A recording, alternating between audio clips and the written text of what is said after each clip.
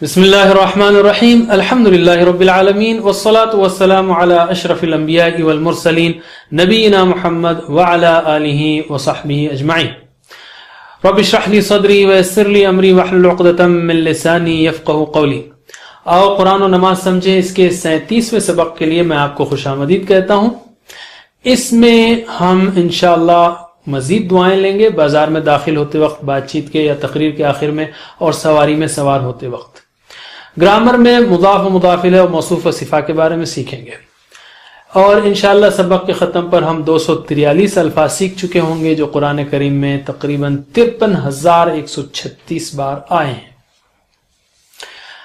اس سے قبل کہ ہم بازار کے داخل ہونے کی دعا لیں، میں دعاؤں کے بارے میں ایک چیز کہنا چاہوں گا کہ اللہ کے رسول صلی اللہ علیہ وسلم نے جو دعائیں سکھائی ہیں وہ بہت ہی بابرکت، پر نور، پر مغز اور حکمت سے بھرپور، معانی سے بھرپور ہے۔ اگر محمد صلی اللہ علیہ وسلم کے کام کو دیکھا جائے تو اس کو اس طرح سے بھی بیان کیا جا سکتا ہے، کئی پہلوؤں سے بیان کیا جا سکتا ہے کہ ایک طرف آپ نے بندے اور اللہ کے درمیان، بندے اور خالق کے درمیان تعلق کو صحیح کیا، یہ ایک ڈائمنشن ہے، یعنی اس کو شرک سے پاک کیا، اور دوسرا ڈائمنشن ہے کہ اس تعلق کو زندہ رکھا دعاؤں کے ذریعے۔ آپ ساری تاریخ پڑھ جائیے، سارے تاریخ کے بڑے بڑے مصلحین کی، ایون دوسرے نبیوں کی بھی تاریخ پڑھ جائیے، محفوظ نہیں ہے لیکن کسی کی تاریخ میں بھی، بائبل میں دیکھ لیجئے آپ، تورا میں دیکھ لیجئے، یا کسی اور مذہب کی تاریخ میں، یہ دعاؤں کا 5% بھی کیا ملے تو بہت بڑی بات، 2-3% بھی شاید نہ ملے آپ کو، لیکن اللہ کے رسول صلی اللہ علیہ وسلم نے نہ صرف بندے اور اللہ کے تعلق کو ہمارے لیے صحیح کیا، یعنی ہم کو بتایا کہ صحیح تعلق کیا، بلکہ اس کو زندہ کر دیا۔ آپ نے ہر موقع کے لیے دعا سکھائی، اور ہر دعا میں ایسی ایسی پیارے پیارے پہلو ہیں۔ مثلا ایک دعا ہے باتھ روم سے نکلنے کی، غفرانک کا مطلب کیا ہے؟ تیری بخشش چاہیے۔ کیوں بھائی؟ باتھ روم سے نکلتے وقت تیری بخشش کا کیوں ذکر ہے؟ اس میں بڑا پیارا نقطہ ہے۔ ایک تو عام کیا، ایک بہت ہائی لیول کا نقطہ یہ ہے، ہائی لیول کا وہ یہ ہے جو اکثر مشہور ہے کہ بھئی ہم باتھ روم میں اللہ کا ذکر نہیں کر سکے، اس لیے باہر نکل کر ہم کہہ رہے ہیں اللہ میں تیری بخشش چاہتا ہوں کہ میں باتھ روم میں ذکر نہیں کر سکا۔ میں کہوں گا الحمدللہ یہ بہت اچھی تشریح ہے، لیکن یہ ہائر لیول کی ہے۔ ہم کون سا باہر ذکر کر رہے تھے جو باتھ روم میں جا کے مس کر رہے تھے؟ اللہ تعالیٰ کو کرنا چاہیے، یہ ہائی لیول کا ہے۔ لیکن ایک عام آدمی کے لیے تشریح بہت پیاری تشریح ہے، وہ یہ ہے کہ اے اللہ، میں نے کھایا، جو انرجی آئی اس سے اچھلا کودا پھرا، سارے مزے کیا، اب جو کچرا تھا وہ نکال بھی دیا، لیکن تیرا ویسا شکر نہیں کر سکا جیسا کرنا چاہیے تھا، اس لیے میں تیری مغفرت چاہتا ہوں۔ اتنی پیاری تشریح ہے کہ کیسی پیاری بات ہے اللہ کے رسول صلی اللہ علیہ وسلم نے جو سکھائی کہ باتھ روم سے نکلتے، اس لیے کہ آپ کھانے کا ایک سائیکل کمپلیٹ ہو گیا، اب دوسرا جا کے کھانا ہے۔ تو چلیے ہم بازار میں داخل ہوتے وقت کی دعا پڑھتے ہیں۔ اس میں بھی بڑی زبردست باتیں ہیں، لوگ اس کو صرف چوتھا کلمہ بول کر صرف ذکر کے طور پر لے لیتے ہیں، لیکن اس کو سمجھیے، اس کی گہرائی میں جائیے۔ لا الہ الا اللہ وحدہ لا شریک لہ لہ الملک ولہ الحمد، نہیں کوئی معبود سوائے اللہ کے، وہ اکیلا ہے، کوئی شریک نہیں اس کا، اسی کے لیے بادشاہت ہے اور اسی کے لیے تعریف ہے۔ یہ سارے کلمے بازار سے کیا اس کا تعلق ہے، یہ دیکھنے کی بات ہے۔ لا الہ الا اللہ یہ تو سمپل بات ہے، آپ جانتے ہیں۔ وحدہ وہ اکیلا ہے، واحد سے۔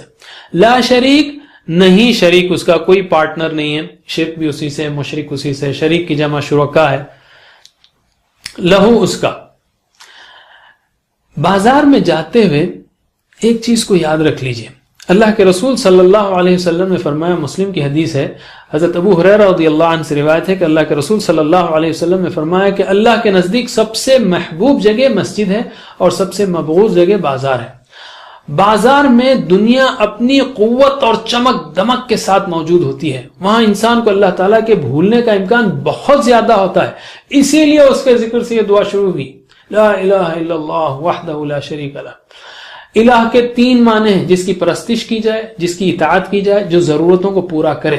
بازار میں ایسا لگتا ہے کہ ضرورتوں کو پورا کرنے کے لیے سارے سامان موجود ہیں، مگر الہ کے تیسرے معنی میں یہ بات یاد رہے کہ ضرورتوں کو پورا کرنے والا اصل میں تو اللہ ہے. لا الہ الا اللہ وحدہ لا شریک لہ. یہ پیسے شریک نہیں ہیں، یہ قوت شریک نہیں ہے، یہ پروڈکٹ شریک نہیں ہے اس کے، وہ صرف وہ اکیلا پورا کرے گا. یہ تو سب اسباب ہیں. لہ الملک و لہ الحمد، اسی کے لیے بادشاہت ہے اور اسی کے لیے تعریف ہے. کیوں بھائی بادشاہت کا ذکر ہو تعریف کا؟ اس لیے ایک پہلو اس کا یہ ہے، بازار اونچی عمارتیں اور بازار میں نئے نئے پروڈکٹس، خوبصورت جو ہے دکانیں، یا امیر لوگوں کو دیکھ کر یہ نہیں بھولنا کہ سب کچھ اللہ کا ہے.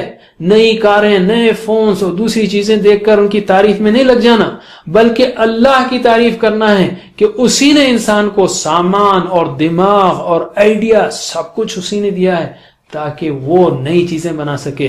تو اصل تعریف اللہ کی ہے اور اصل بادشاہت یہ بڑے بڑے اسکائی اسکریپرز بازار میں دیکھیں گے آپ، ڈاؤن ٹاؤن میں تو پھسل نہیں جانا، اس کے لیے بادشاہت ہے اور اسی کے لیے تعریف ہے.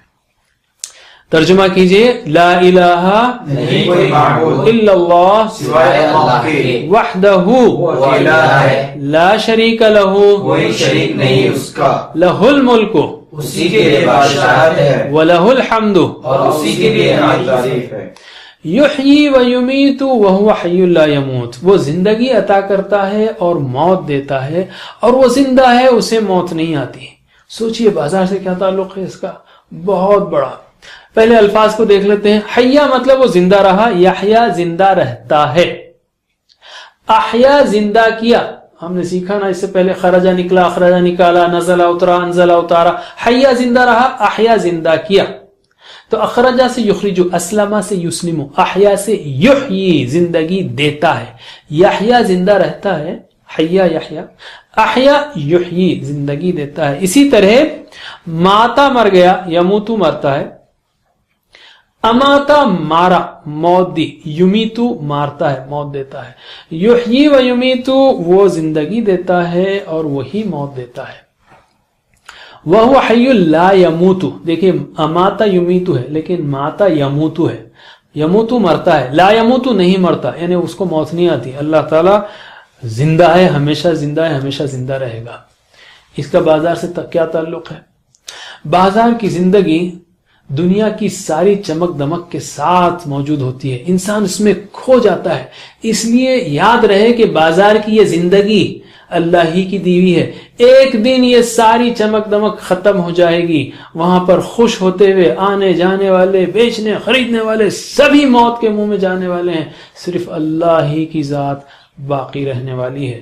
یحیی و یمیت وہو حی لا یموت. ترجمہ کیجئے، یحیی وہ زندگی عطا کرتا ہے و یمیت اور موت دیتا ہے، وہو حی اور وہ زندہ ہے، لا یموت. اسے موت نہیں آتی. بیدہ الخیر، اسی کے ہاتھ میں ساری بھلائیاں ہیں. وہو علی کل شیء قدیر، اور وہ ہر چیز پر قدرت رکھنے والا ہے. بیدہ الخیر، اسی بیدہ، ید مطلب ہاتھ، یدہ اس کا ہاتھ، بیدہ اسی کے ہاتھ میں. الخیر، الخیر خیر یعنی بھلائی، الخیر یعنی ساری بھلائیاں. جیسے الحمد ساری تعریف، ال کا کے دو معنی ہیں. ال ایک خاص کرتا ہے، حمد یعنی المسلم وہ خاص مسلم، الحمد وہ خاص تعریف، لیکن دوسرا معنی ہے ساری. ال کا دوسرا معنی ساری ہے، ساری تعریفیں. تو الخیر ساری بھلائیاں اسی کے ہاتھ میں ہیں.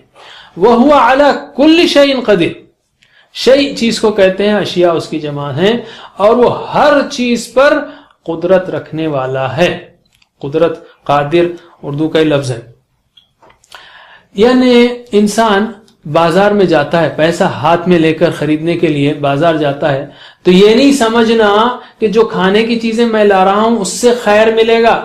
مٹھائی میں لا رہا ہوں خیر ملے گا، کپڑا لا رہا ہوں خیر ملے گا، یا فائدہ ملے گا، مزہ ملے گا. اگر اللہ نہ چاہے نا تو یہی کھانے زہر بن سکتے ہیں. اسی طرح کپڑے اور دوسرے سامان میں بھی خیر نہیں. کسی بھی چیز میں خیر اسی وقت ملے گا جب اللہ اس میں خیر ڈالے. وَهُوَ عَلَى كُلِّ شَيْءٍ قَدِيرٌ، وہ قدرت والا ہے. قدرت پیسے میں نہیں ہے، سامان میں نہیں ہے، سامان بنانے والوں میں نہیں ہے. ہر چیز پر اور اصل اور پوری قدرت اللہ ہی کے ہاتھ میں ہے. وہی خیر اور اچھی چیزیں دلا سکتا ہے، اور دلانے کے بعد اس سے فائدہ اٹھانے کا موقع اور وسائل بھی وہی دے سکتا ہے. ترجمہ کیجئے، بیدہ الخیر اسی کے ہاتھ میں ساری خیریں ساری بھلائیاں ہیں، وہوا اور وہ علی کل شیء ہر چیز پر قدیر قدرت رکھنے والا ہے۔ اب ہم لیتے ہیں دوسری دعا، بات چیت یا تقریر کے آخر میں جب بھی ہم محفل میں بیٹھیں بات چیت کریں تو کہیں گے ہم سبحانک اللہم و بحمدک اشہد ان لا الہ الا انت استغفرک و اتوب الیک، سنگولر استغفرک، پلورل نستغفرک۔ سبحانک پاک ہے تو، اللہم اے اللہ، و بحمدک اور تیری تعریف کے ساتھ پاک ہے۔ اس کانٹیکس میں سوچئے، یعنی بات چیت کے بعد کے حوالے سے کہ اے اللہ صرف تو ہی ہر کمی عیب کمزوری نقصے پاک ہے، یہ ہے سبحانک، یعنی میں نے جو باتیں کی یقیناً اس میں کئی کمزوریاں غلطیاں رہ گئی ہوں گی، میری نیتوں میں کئی بار گڑبڑ ہوئی ہوگی، مجھ کو معاف فرما اس لیے کہ میں تو نقص والا ہوں، تو پاک ہے۔ اور وہ بحمدک تیری تعریف کے ساتھ پاک ہے، یعنی اے اللہ اگر میں نے کچھ اچھی باتیں کی ہیں تو آپ ہی کی مدد و توفیق سے، اس لیے آپ کا شکر ہے، آپ کی تعریف ہے، تعریف تو آپ ہی کی ہے۔ ترجمہ کیجئے، سبحانک اللہم و بحمدک تیری تعریف کے ساتھ، تیری تعریف کے ساتھ، اشہد ان لا الہ الا انت، بالکل سادہ الفاظ ہیں یہ، اشہد میں گواہی دیتا ہوں، ان کہ لا الہ الا انت نہیں کوئی معبود سوائے تیرے، کہ کوئی معبود کوئی اطاعت کے قابل کوئی ضرورتوں کو پورا کرنے والا آپ کے سوا کوئی نہیں۔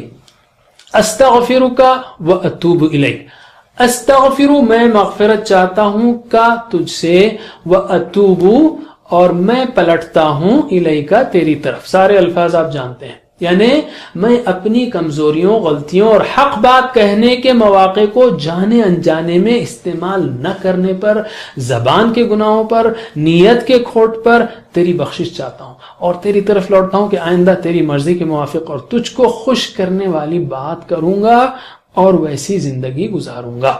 ترجمہ کیجئے، استغفرک میں مغفرت چاہتا ہوں تجھ سے، و اتوب الیک اور میں پلٹتا ہوں تیری طرف۔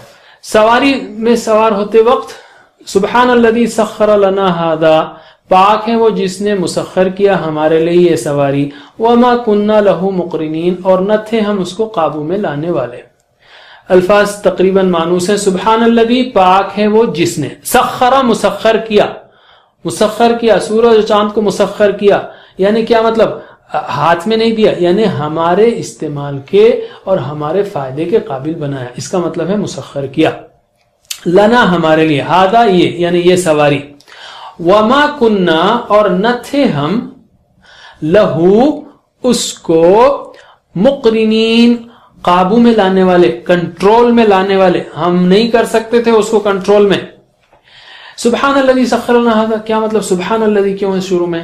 یعنی ہر کمی نقص اور کمزوری سے پاک ہے، ایسا نہیں کہ اس نے ہمیں پیدا کیا پھر ہماری سواری کی ضرورت کا خیال نہیں رکھا، یا سواری کی چیزیں اس نے پیدا کرنا بھول گیا، یا بلکہ اسی نے نہیں، بلکہ اسی نے، اس لیے وہ سبحانہ کا ہے، اسی نے سواری کے جانور دیے، یا سائیکل، موٹر سائیکل، کار، ٹرین، بس، ہوائی جہاز بنانے کا سامان اور آئیڈیا دیا۔ جو چیزیں بھی ہماری ضرورت کو پوری کرنے والی ہیں ان چیزوں کو ہمارے لیے مہیا کرنے میں کوئی کمی نہیں رکھی، اس لیے وہ سبحانہ کا ہے۔ سخر لنا ھذا، اسی نے جانوروں کو مسخر کیا، یعنی وہ ہماری خدمت کے لیے ہمارے کنٹرول میں آئے، ورنہ ہاتھی اور یہ بڑے بڑے جانور یہ تو اٹھا کے کچل کے پھینک دیتے ہیں ہم کو، ایون بیل کو بھی کنٹرول نہیں کر سکتے آپ، اس کی قوت آپ کی قوت سے کئی گنا زیادہ ہے۔ اور اسی نے دھاتوں کو اور پیٹرول کو اور ربر کو مسخر کیا، ورنہ یہ ربر ایک دن چلتا دوسرے دن پھیل جاتا، ایک دن پیٹرول جو ہے پانی رہتا دوسرے دن ہوا رہتی، تو کیا چلاتے آپ؟ وما كنا وإنا إلى ربنا لمنقلبون، اور بے شک ہم إلى ربنا ہمارے رب کی طرف، لمنقلبون ضرور لوٹ کر جانے والے ہیں۔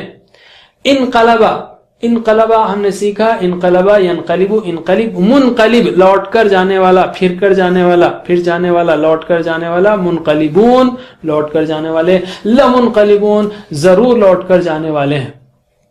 یعنی آج ہم گھر سے کہیں اور جانے کے لیے نکلے ہیں، ایک دن ہم اپنے رب کی طرف اپنا آخری سفر کریں گے۔ دیکھیے اللہ کے رسول صلی اللہ علیہ وسلم نے ہمیشہ یا بار بار آخرت کو یاد دلایا ہے۔ ترجمہ کیجئے، وَإِنَّا اور بے شک ہم الی ربنا ہمارے رب کی طرف لمنقلبون ضرور لوٹ کر جانے والے ہیں، وَإِنَّا إِلَىٰ رَبِّنَا لَمُنقَلِبُونَ اور بے شک ہم ہمارے رب کی طرف ضرور لوٹ کر جانے والے ہیں۔ ہر آیت اور اس کے ٹکڑے پر لفظی ترجمہ اور رواں ترجمہ، اس کی پریکٹس آپ ضرور کیجئے۔ ٹائم کی کمی کی وجہ سے ہم بعض ٹکڑوں پر ہی پریکٹس کر رہے ہیں۔